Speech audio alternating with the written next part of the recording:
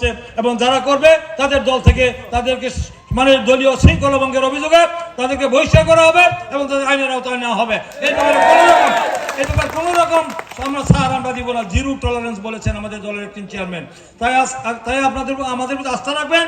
আগামী দিনে যে নির্বাচিত হয় আপনাদের এলাকার উন্নয়ন থেকে শুরু করে মানুষের শান্তি শৃঙ্খলা বজায় থাকবে, আপনাদের মৌলিক অধিকার, আইনের শাসন, বিচার স্বাধীনতা, ন্যায় বিচার, মানবাধিকার সকল দাবি দেওয়া ইনশাআল্লাহ আমরা পর্যায়ক্রমে বাস্তবায়ন করব।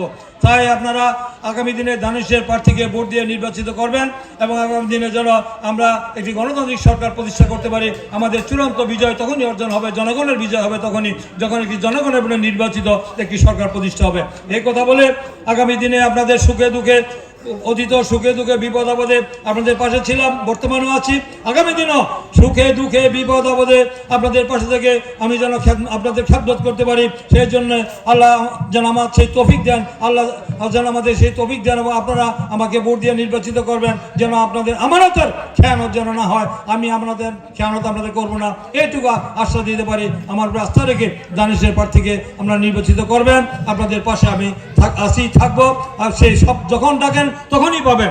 এই যে আমাদের চৌধুরী ভাই বসছে 11টা 12টা 2টা পর্যন্ত, আমি কিন্তু আমার জনকল্যাণে জনগণের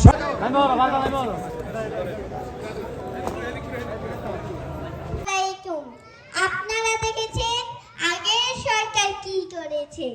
আমি আপনাদের কথা দিচ্ছি 2030 সালে বাংলাদেশকে সর্বজনে উঠাবো ইনশাআল্লাহ। এই আপনাদের মেয়েরা তো কথা বলে কেন? চুপ করে বসো মেয়েরা, একদম বের করে দিব। আল্লাহ গজব করবে তোমাদের উপর। থ্যাংকু, অসংখ্য ধন্যবাদ। আমাদের নেত্রীর এই ভাষণকে সে কপি করে আপনাদের মাঝে উপস্থাপন করার জন্য তাকে অসংখ্য ধন্যবাদ।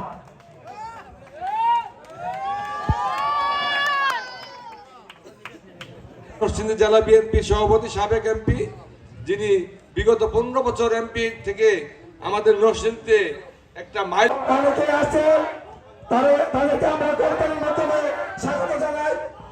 রাস্তাটা খুবই করুণ অবস্থা।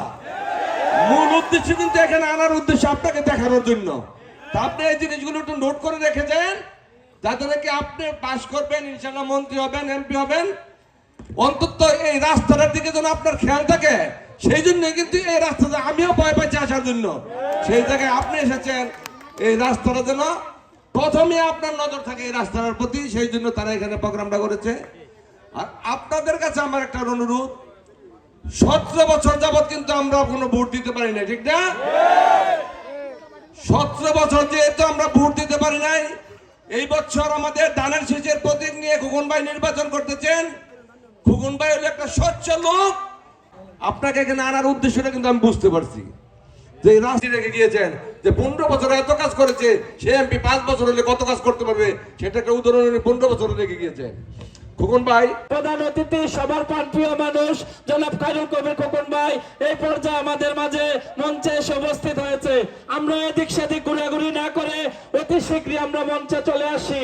আরেক প্রিয় মানুষ আমাদের মাঝে এসে হাজির হয়েছেন, পাইকারচর ইউনিয়নের অভিভাবক সম্মানিত সভাপতি জনাব মাইনুল ইসলাম ভূঁইয়া, আরেক সম্মানিত সভাপতি মাধবী থানা সিনিয়র